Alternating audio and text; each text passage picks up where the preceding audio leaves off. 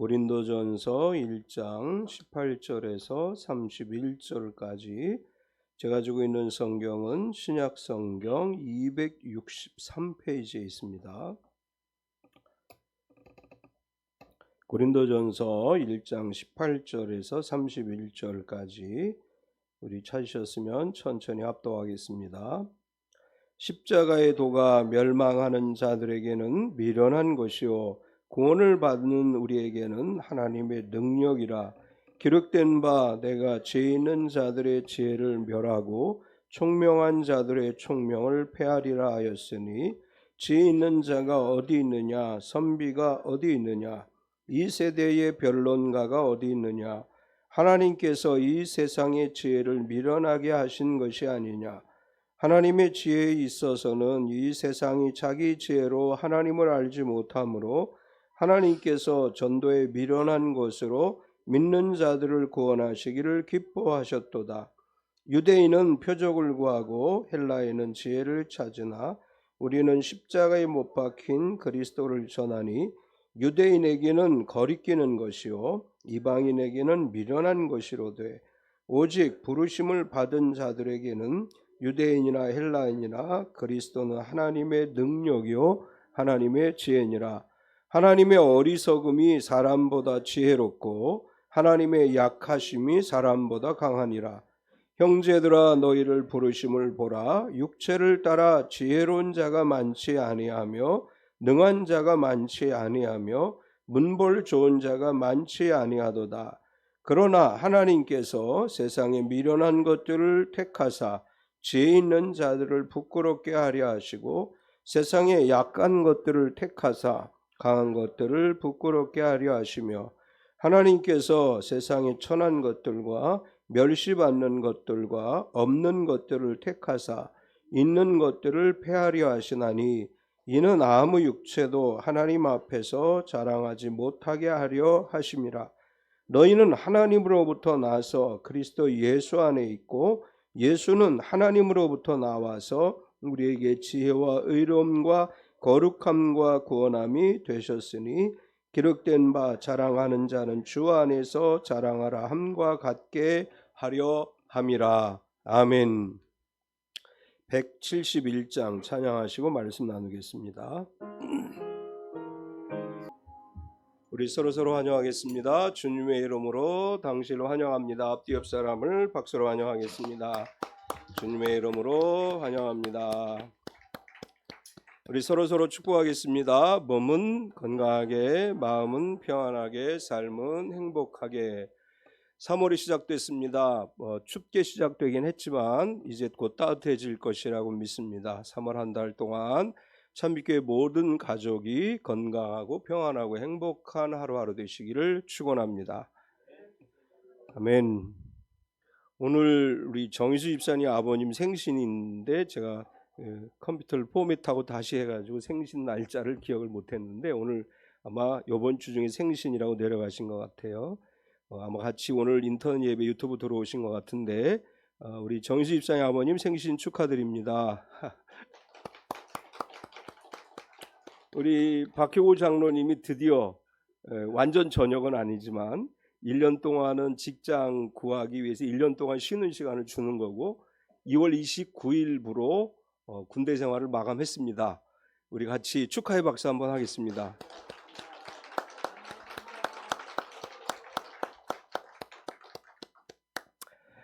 우리 주보에 있는 글 읽어드리겠습니다. 미국의 심리학자이자 카운셀러인 제임스 클리어는 수많은 연구와 사례를 통해 습관을 바꾸려면 1%를 바꿔야 한다고 말합니다.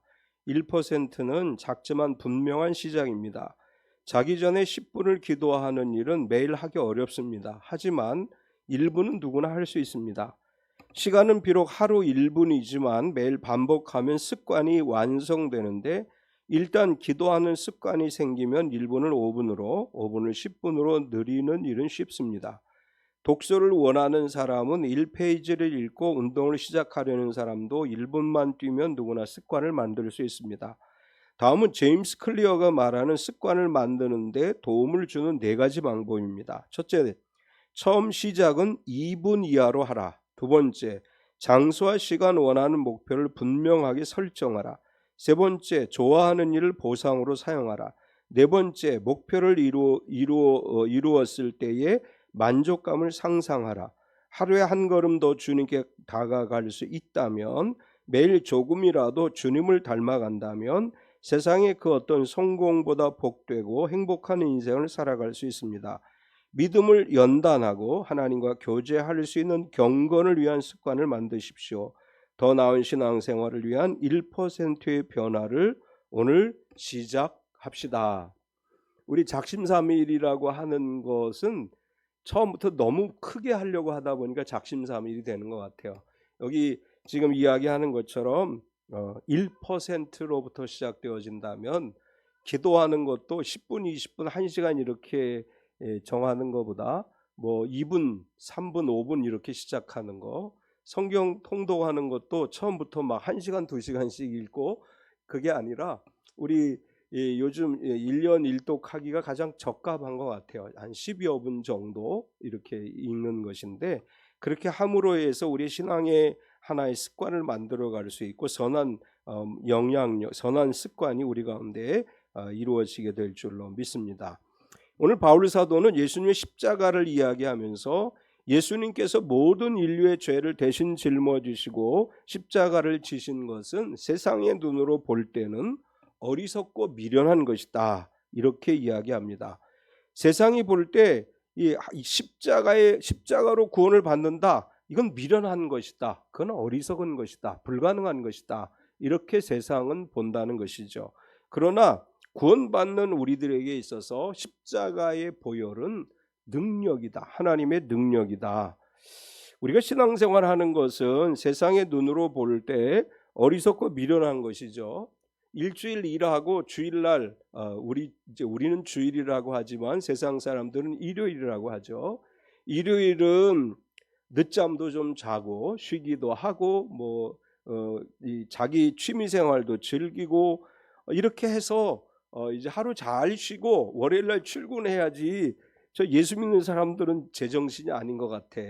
일요일날 아침부터 출근하듯이 일찍부터 일어나서 씻고 준비하고, 그리고 하루 종일 교회 가서 예배 드린다 그러고, 교회 와서 예배만 드리는 게 아니라 헌금도 하죠. 세상의 관점에서 보면 아니 힘들게 일해서 월급을 받았는데 아니 거기서 왜 헌금을 해? 그 돈 가지고 다른 일 하면 좋잖아. 뭐 저축을 해도 되고 뭐 투자를 해도 되고. 또 그뿐입니까? 봉사라는 걸 또 하죠. 교회 오면 헌신도 하고 봉사도 하고 식사당번을 하기도 하고 성가대와 찬양팀에서 봉사하기도 하고, 또 어떤 분들은 교회 와서 청소도 해요. 아니 자기 집 청소도 안 하면서 교회는 왜 가서 열심히 청소를 하는 거야? 뭐 이렇게 생각할 수 있습니다. 일요일에 푹 쉬고 월요일부터 출근해서 일해야지. 아니 예수 믿는 것들은 일요일이라고도 안 하고 주일이라고 그래. 그러면서 또 거기다가 더 극성스러운 사람들은 새벽 기도도 한다 그러고 수요 예배도 가고 금요 기도도 간다 그래. 믿음의 눈이 아닌 불신앙의 눈으로, 세상의 눈으로 그리스도인들의 이런 신앙생활을 보면 어리석게 보여요. 미련한 것처럼 보여요. 신앙으로 살지 않는 사람들은 이렇게 생각할 수 있어요. 그 시간에 좀 쉬고 자기 개발도 좀 하고 헌금할 돈으로 투자도 좀 하고 필요한 것도 사고, 그러면 좋지. 왜 그걸 다 교회에 갖다 바치고 시간을 교회에다 투자하느냐. 세상 사람들이 볼 때 교회 다니는 사람들은 어리석고 미련하게 보여요. 몇 주 전에 제가 이렇게 전도사 사역을 할 때 이제 가르쳤던 학생이었죠. 지금은 이제 뭐 중년 부인이 됐는데 한 자매가 그 어머니하고 같이 왔어요. 아주 오랜만에 우리 교회 오후 예배 한번 와서 같이 이제 예배 드린 적도 있긴 한데 오랜만에 만나서 너무나 반가웠어요. 물어봤습니다. 야, 요즘 교회 잘 다니냐? 그랬더니 목사님 제가 교회 안 나가기 시작한 지 오래됐어요. 언제부터 안 나갔니? 이제 이 자매가 고등학교를 졸업하고 곧바로 취업을 했어요. 거기까지는 제가 알고 있어요. 그리고 얼마 안 있다가 결혼을 했고, 졸업을 하고 취업을 했는데 지금은 토요일날 쉬지만 그때는 토요일날 안 쉬었거든요. 토요일까지 출근을 하고 주일날 아침 일찍 가서 주일학교 교사하라 그래서 거기 또 9시부터 교사를 했어요. 9시에 가서 9시에 교사를 하고 오전 예배 드리고 오후에 또 주일학교 하고 저녁 예배 드리고 한 몇 달을 그러다 보니까 나중에 너무 힘들다는 거예요. 그래서 한 번 주일학교를 빠졌는데 그 다음엔 애들에게 미안해서 못 가겠더래요. 한 번, 두 번 빠지니까 애들에게 미안한 게 이제는 교회 가는 것도 미안해져가지고 그때부터 교회를 안 나가서 지금까지 안 나가고 있다. 그 어머니 이제 권사님이 되셨는데, 야 이제 엄마 따라서 제 엄마 교회 좀 나가. 뭐 지금 이제 주일날 그 직업이 주일날 일을 하는 직업이라 목사님 제가 주일날 일을 해서 못 나가요. 그러면 유튜브라도 봐. 유튜브 보면서 예배 드리고, 아니면 예배 시간 유튜브가 길면 내가 설교한 유튜브 한 30분 정도 올려놓은 거 있으니까 거기 들어와서라도 좀 봐. 그리고 이제 제가 기도해 준다니까 목사님 기도해 주시지 마세요. 왜 그래? 눈물이 펑펑 날 것 같아요. 그래도 기도해야지. 그리고 이제 기도해주고 돌려보냈는데 많은 생각을 하게 됐어요. 우리가 생각하기엔 당연한 거라고 생각하죠. 직장 생활하면서 주일날 와서 주일학교 교사하고 중고등부 교사하고 교회에서 봉사하고 헌신하는 게 당연한 거라고 생각하는데 세상에서 좀 어울리다 보니까 되게 어리석고 미련하게 보이는 거예요. 이게 그 시간에 자기를 위한 시간을 가져야지 왜 굳이 꼭 교회를 가야 돼, 이런 생각이 젊은 세대들에게, 직장인들에게 이제 마음을 빼앗아 가버려요. 오늘 바울 사도가 비슷한 이야기를 합니다. 이 시대 현대에 살아가는 그리스도인들을 향해서 세상 사람들이 너희 참 미련한 사람들이야 이렇게 생각하고 있듯이, 바울이 복음을 전했던 그 시대에 복음을 듣는 사람들, 선민이라고 말하는 유대인들과 철학과 과학을 좋아하는 헬라인들이 예수님의 십자가를 이해하지 못해요. 예수님의 십자가를 이야기해 주면 야 이 바보 같은 것들아 이렇게 복음 전하는 사람들에게 이야기를 하는 것입니다. 사순절을 보내면서 그리스도께서 친히 짊어지신 십자가의 의미를 다시 생각해 보는 시간이 되기를 원하고, 바울 사도는 그리스도께서 우리를 위해 지신 십자가의 도에 대해서 이야기를 하면서 이 십자가의 도가 우리에게 있어서는 하나님의 능력이고 지혜이지만 세상 사람들이 볼 때는 어리석고 미련한 것으로 생각한다라는 이야기를 이제 오늘 본문에서 이야기하면서, 그러나 그 십자가 안에는 생명을 살리는 하나님의 능력이 있다 이렇게 우리에게 증언해주고 있습니다. 오늘 말씀을 통해서 우리가 발견할 수 있는 것은 첫 번째로 십자가의 도는, 바울은 복음의 본질을 이야기하면서 먼저 17절에 우리가 읽지 않았는데 17절에 이렇게 이야기해요. 그리스도께서 나를 보내심은 세례를 베풀게 하려 하심이 아니요 오직 복음을 전하게 하려 하심이로되 말의 지혜로 하지 아니함은 그리스도의 십자가가 헛되지 않게 하려 함이라. 바울은 그리스도께서 나를 보내신 것은 세례를 주게 하기 위해서 보내신 것이 아니고 복음을 전하기 위해서 보내신 것이다. 그리고 내가 복음을 전함에 있어서 하나님은 말의 지혜로 하게 하시지 않고 그리스도의 십자가가 말의 지혜로 전하는 것이라면 그것은 헛되게 되는 것이기에 오직 하나님의 도, 십자가의 도를 있는 그대로 전하게 하셨다. 이렇게 바울은 증거하고 있습니다. 말의 지혜라고 하는 단어의 헬라어는 소피아 로그라고 하는 말을 쓰는데 말의 명석함이라고 하는 뜻이고, 당시 고린도 사람들에게 있어서는 철학의 역량, 그러니까 헬라 철학과 헬라인들은 철학과 과학을 추구하는 이성적인 판단을 좋아하는 사람들이에요. 그래서 말 잘하는 거, 웅변술 이런 것들이 매우 발달해 있는데 고린도 사람들은 그런 영향을 받아서 바울이 말의 지혜로 복음을 전해주기를 원했지만 바울은 이 고린도 사람들이 원하는 헬라식 방법으로 복음을 전하지 않았다 이렇게 이야기하는 것입니다. 헬라 사람들은 수사학, 이제 언어학이라고 할 수 있죠. 말을 어떻게 조리 있게 할 수 있느냐, 이제 이것에 관한 연구를 굉장히 많이 하고 철학을 되게 좋아합니다. 이런 사람들에게 복음을 전함에 있어서 헬라 문화권의 말을 잘해서 철학적인 논리를 가지고 증언을 하고 이렇게 하면 사람들이 좀 복음을 듣겠다 이런 태도를 가지는데, 바울은 나는 복음을 전함에 있어서 말의 지혜로 복음을 전하지 않고 하나님께서 주신 그대로 하나님의 복음을 나는 전하고 있을 뿐이다, 이렇게 증거합니다. 이렇게 이제 자신이 전하는 복음에 관한 이야기를 하면서 이 복음은, 그리고 십자가의 도는 멸망하는 자들에게는 비련한 것이다. 18절을 보면 십자가의 도가 멸망하는 자들에게는 미련한 것이요 구원을 받는 우리에게는 하나님의 능력이라. 여기서 십자가의 도라고 하는 이 말의 헬라어는 호 로고스 호 투스타우루라고 하는 이런 표현을, 이런 이제 단어인데, 도라고 하는 단어가 헬라어에서는 로고스라고 하는 단어예요. 이제 여러분 로고스라는 이야기 많이 들어봤죠? 로고스는 말씀을 얘기하는 거예요. 이제 요한복음에서 예수 그리스도가 말씀이시다, 말씀이 육신이 되어 우리 가운데 오셨다 할 때 거기 사용되어진 헬라어가 로고스라고 하는 단어예요.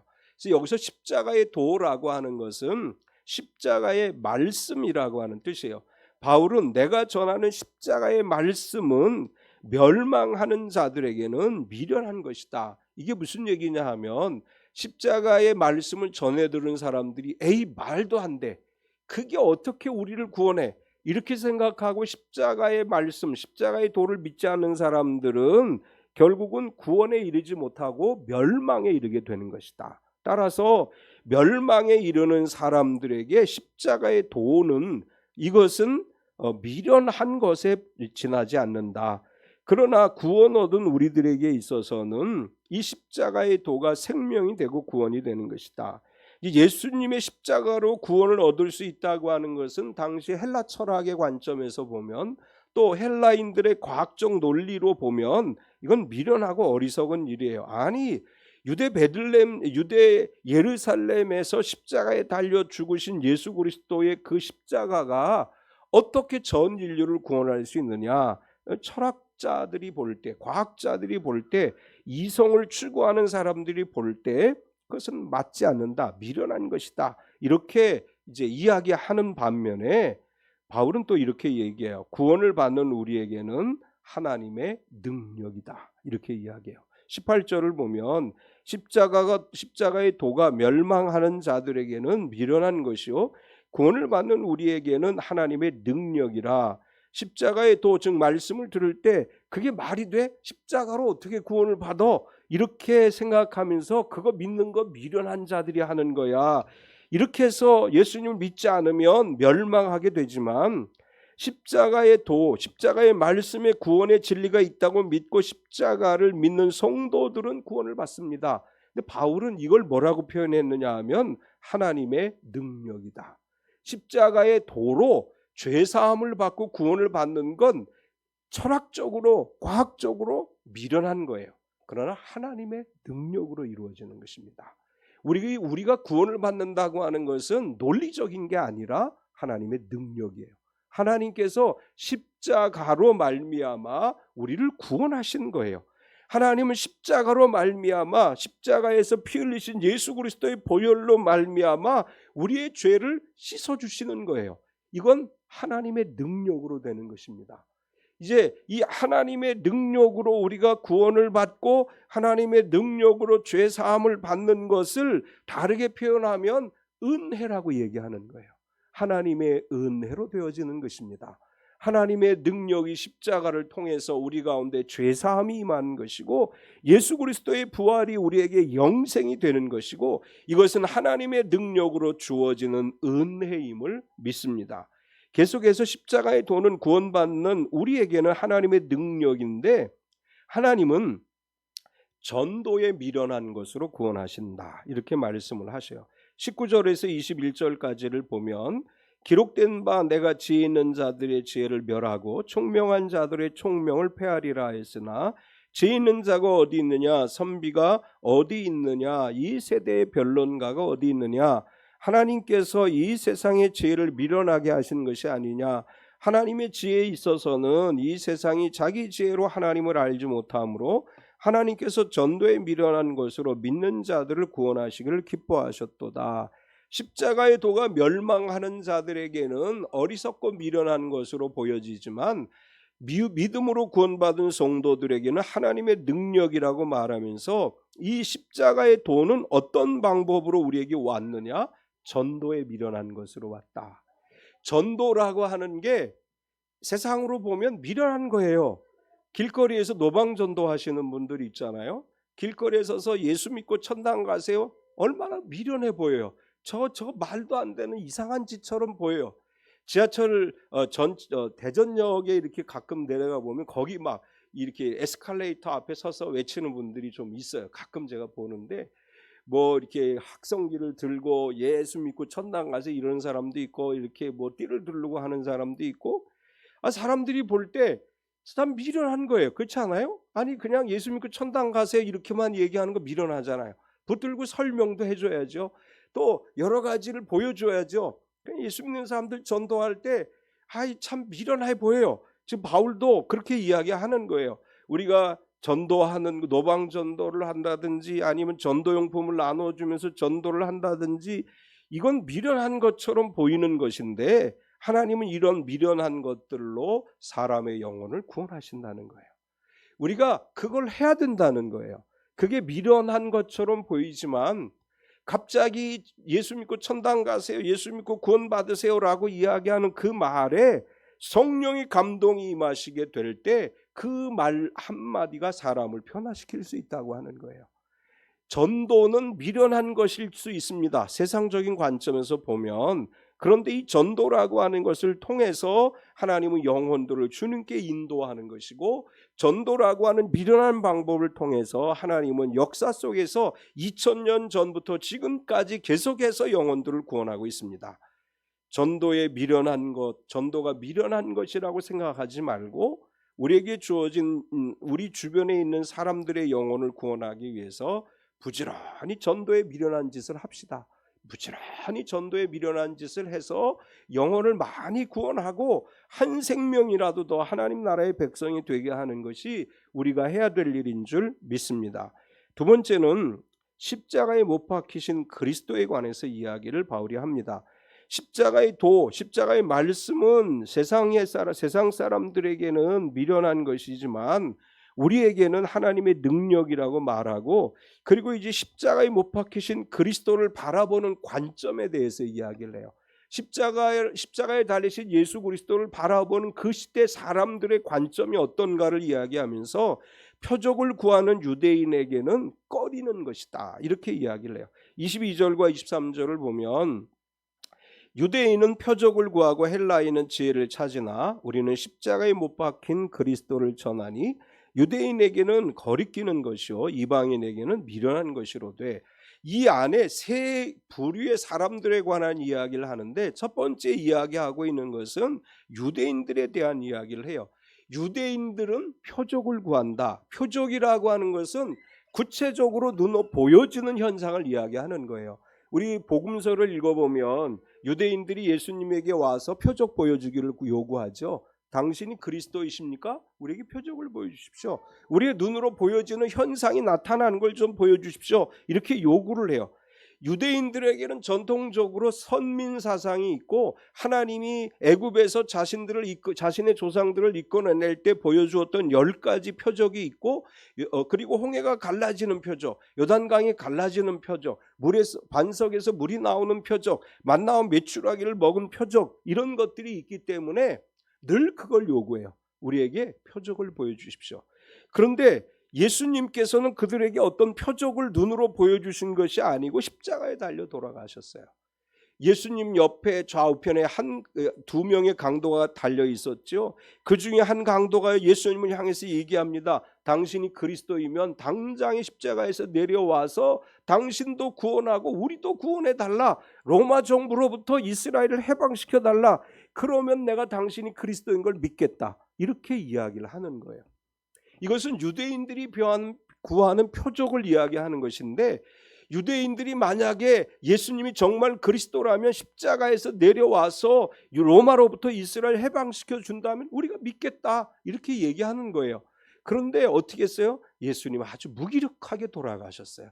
그러니까 표적을 원했던 유대인들이 볼 때 예수님은 거리끼는 거예요.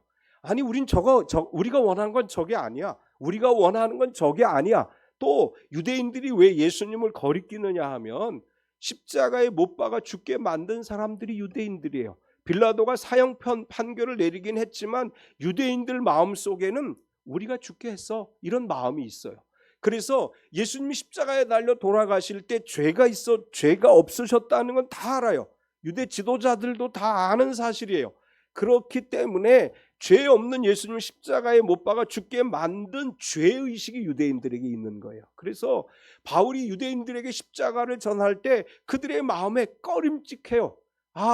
그리스도라면 우리에게 표적을 보여줘야 되는데 못 보여줬어. 그것뿐만 아니라 우리가 그 사람을 죽게 만들었어. 그러니까 십자가를 이야기하면, 예수 그리스도의 십자가를 얘기하면 유대인들은 거리끼는 일이 되는 것이다. 그리고 헬라인들에게 어떠냐? 지혜를 구하는 헬라인에게는 미련한 것이다. 22절 23절을 다시 보면 유대인은 표적을 구하고 헬라인은 지혜를 찾으나 우리는 십자가에 못 박힌 그리스도를 전하니 유대인들에게는 거리끼는 것이요 이방인에게는 미련한 것이로되.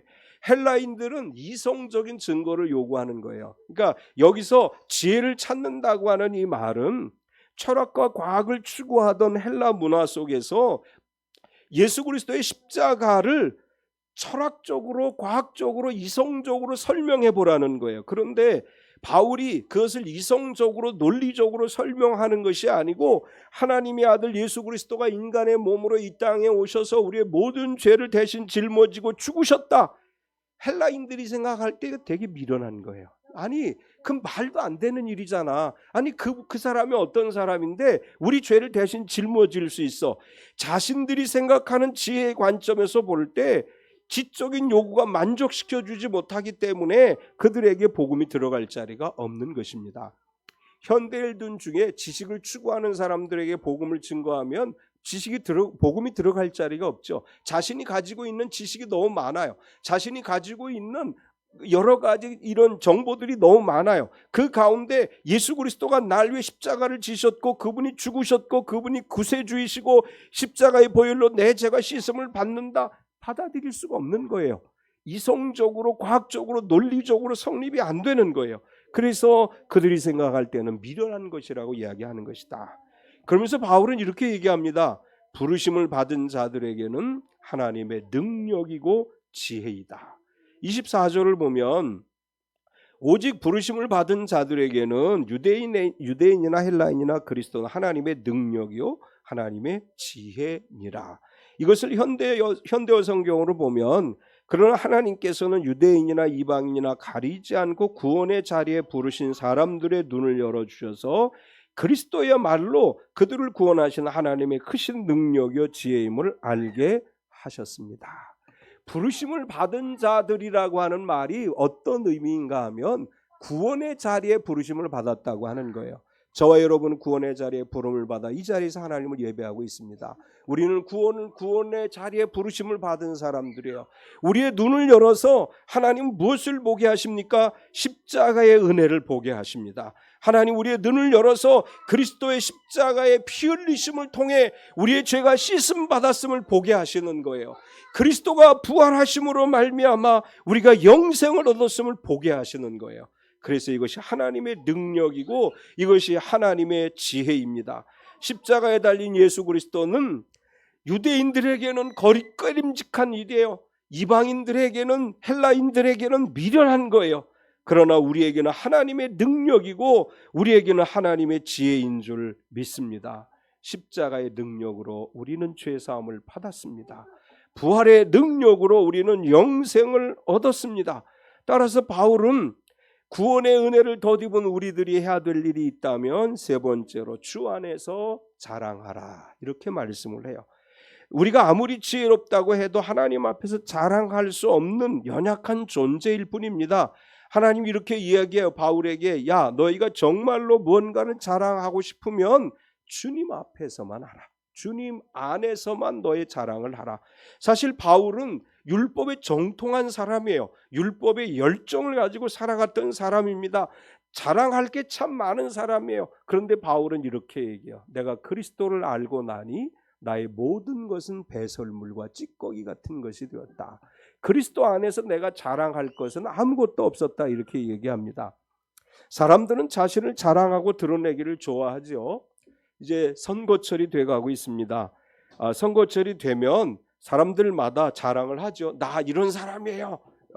이제 지하철역에서 뭐 사거리에서 이제 곧 이제 이렇게 나와서 자랑하는 사람들을 보게 될 거예요. 한밤중에도 이제 차로다가 스피커 틀어놓고 마이크 잡고 소리 지르는 거 듣게 될 거예요.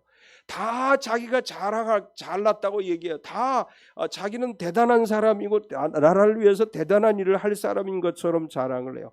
우리가 신앙생활하면서도 자꾸 자신을 드러내려고 하는 사람들이 있어요. 어떤 분은 이렇게 성도들에게 가르쳐요. 여러분 전도할 때 교회를 자랑하세요. 우리 목사님은 이런 분이시고 우리 교회는 이런 교회입니다. 이걸 얘기해야 사람들이 교회 옵니다. 이렇게 가르치는 분도 있어요. 그런데 바울은 이렇게 얘기해요. 내가 자랑할 거 아무것도 없어. 우리 교회가 자랑할 거 아무것도 없어. 우리가 자랑할 건 오직 뭐다? 주님의 십자가만을 자랑하고 주님 안에서만 자랑해야 된다. 이렇게 말씀해요. 우리가 구원을 받은 것은 내가 뭘 했기 때문에 받은 게 아니죠. 하나님의 은혜로 구원을 받았습니다.